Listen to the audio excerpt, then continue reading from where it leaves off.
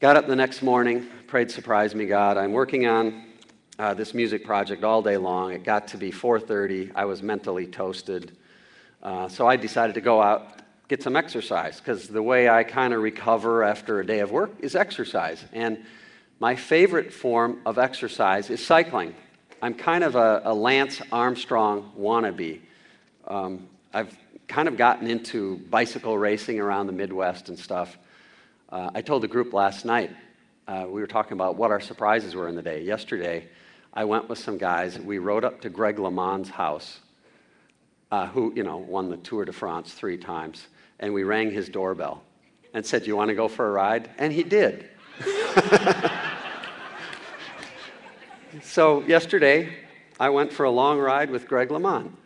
Sometimes you just have to do these things, right? So I'm thinking, okay, where do I go with this? But the surprise me thing, was, okay, I'm heading out. I'm training for this bike race. I was racing in a race coming up in 4 days, and it was the Minnesota State Championship Criterium race. And I had raced in that the previous summer, and I had gotten 3rd place. It had come down to this final sprint, and I guess I'm a little competitive, or maybe I'm a bad loser, but I had relived the last 100 yards of that race in my head so many times. And I thought, I'm winning that race this year. I'm going to train. So this was my last day. Day 2 of my Surprise Me God experiment was my last day to do a hard training ride, because then I needed to taper off and do easy rides before the race. So I'm heading out. I'm a half a mile from home. I see another cyclist in front of me. It's not going very fast.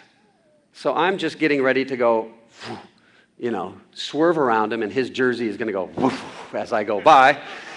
And as I pulled up closer behind this guy, I didn't hear a voice audibly, and I didn't feel a nudge physically, but it was like God said, "How about that guy? How about you talk to him?"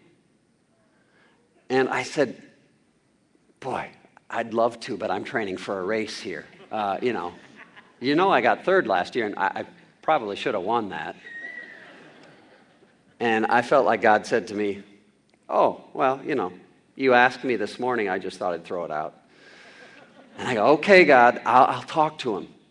And here's where I became Gideon-esque. I said, "I'll slow down. If he says something surprising in the first 15 feet, then I'll stay."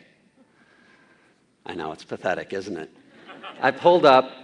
The second thing that he said to me was, "I just got back from climbing Mount McKinley." And part of me went, shoot, that's pretty good. I kind of have to stay now, don't I? So I started asking him these questions about mountain climbing, and he kept changing the subject. He said, "Well, who are you? What do you do?" And I told him, and then he said, "Tell me what you're doing right now. What are you working on today?" Which I thought was kind of a weird question. And I said, "Well, today I'm on day 2 of this Surprise Me God experiment I'm doing, where I wake up in the morning, I pray, Surprise Me God, and I write down what happens."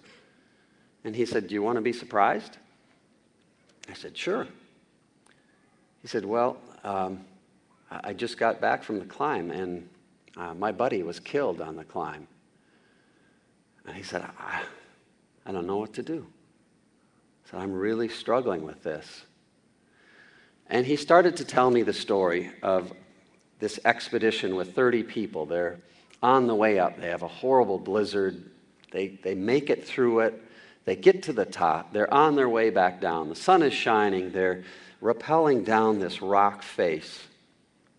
And there's a freak rock slide that happens. And it gets his friend. And he said, it's more complicated than that, though, because we all had roles on the expedition. And he said, my role was to be the first guy out on the rope, on ascents and descents. And he said, I was the first guy out every single time on the expedition. At least 50 times, he said. He said, there's only one time that I wasn't. It was that time. And he said, I think I'm supposed to be the dead guy. Why am I still here? And we talked for a while about life and death and God. And then he said, "You want to be surprised again?" I said, "Sure." He said, "Well, first of all, you should know that," and I'm not picking on you here. He said, "You should know that I was raised Lutheran, but he said, I'm not a very good Lutheran. I go to church twice a year, and I don't like it then." And he said, Lutherans don't see visions, right?"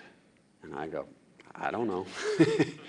He said, "Maybe Pentecostals do, but not so much Lutherans." And I had no idea where he was going with this. And then he said, "We got my friend down from the rope." And he said, I stood over him, and I watched him take his last breath. And as he did, I saw this bright white light come out of him and go up into the sky. And I'm being the skeptic that I am. I'm kind of going. And he looked back at me and he said, "I've never been more sure of anything I've seen in my life. What am I supposed to do with that? Who is this God? What does he want with me?" And we were able to have that discussion. The interesting thing is that I went out that day thinking I was going to train for a bike race. And God said, "No, something else I've got up my sleeve for you today." I thought, I'll ride with him for 15 feet. What are the odds he's going to say something surprising? I rode with him for 15 miles. And I'm still riding with him. And I'm still getting together. In fact, my home church, which was the first church of hundreds of churches that have done this surprise me thing, he came with me and he told that story. And his opening line was, "First of all, you should all know that I don't really like church." But he said, "I'm here because I saw a light on a mountain, and some guy rode up behind me on a bike. And he said, I'm on a journey to get to know this God, and you need to be on that journey too." And I think, how many times in my life have I missed those moments? How many times have I had my agenda set and planned out my day and avoided those things that messed up my plan?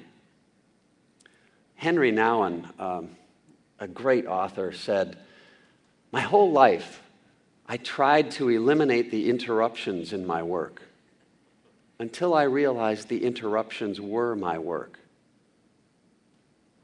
Play with that in your head for a second. What if the interruptions in our days are the entree, not the appetizer? What if the interruptions are God's plan for the day, for you? That changes everything, doesn't it?